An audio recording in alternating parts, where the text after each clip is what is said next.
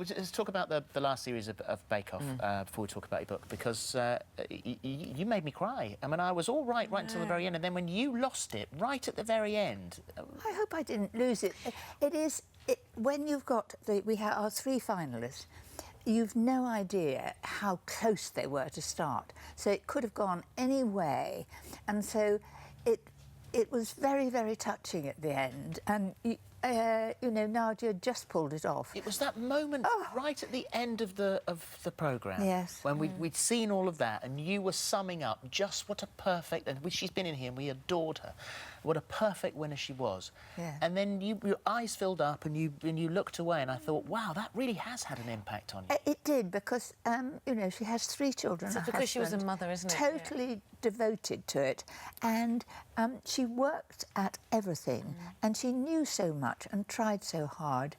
And it was just lovely that she won. And wasn't she sort of modest about it? And, you know, she said as soon as she went home, she started baking again. Yeah. And she's, you know, seeing her with her children, and they all bake. It has got Britain baking, and that's what I really made a love. gorgeous cake for us. Did she? I was going to ask you, you've probably answered this question numerous times, but I don't know. Was your mother a brilliant cook? Do you remember sort of being by her side and being inspired by her? Or... I was not inspired by my mother. My mother was an excellent cook, but we were out playing. I didn't learn cooking from my mother. I learnt it from a wonderful lady called Miss Date, who was my domestic science teacher. But Mum was a great cook and made use of everything. And it was after the war when things were short. She was very ahead of her time, though, because didn't she say, right, OK, no teas in your teas or your coffees, because we'll limit that. If you're going to have sugar, then you can have it in a bit of cake. That's right. It was either cakes or puddings, and she told us all, because in those days everybody had sugar in their tea and coffee and drinks, and she said, cut it out and you'll have a pudding on Sunday and an odd cake every so often. And it worked. And this, of course, is the big debate now. This is there too much sugar? Is there too much hidden sugar in our food? Well, at the Great British Bake Off, we're baking, but the great thing is to enjoy it and have a small slice and a small and a biscuit in moderation, everything. Everything in moderation, and it's perfectly good for you. But people forget and have too much. A thin slice, and don't go back for a second. Lovely. It's hard though when you're baking. Now here we go. Here's a cookery bible for you. It's the Aga cookbook. I should say right from the word go that if you haven't got an Aga, you've got all the conventional settings for you have cooking indeed, in and here there's as well. lovely Lucy in the background, because I've done it with Lucy Young, who has been with me for 25 years. So you can imagine jointly doing a book. She's got an Aga, I've got an Aga.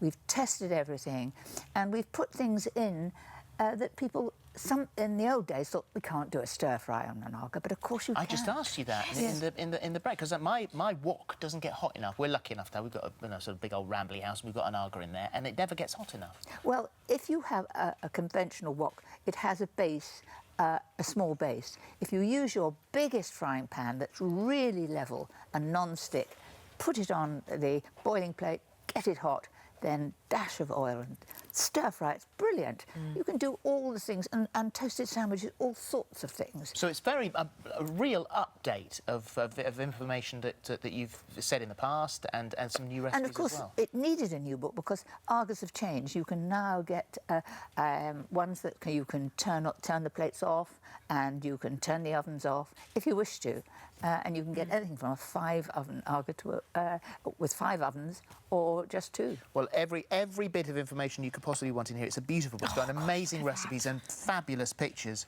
And of course, the worst thing about an Aga is that when you put something in and you burn it, you can't smell it. It all goes up the chimney, and you've no idea. I forgot. I put sausages. What have you done? Sausages. Put sausages in the Aga and discovered them the next day. Well, that's nothing. They were only identified by their dental records.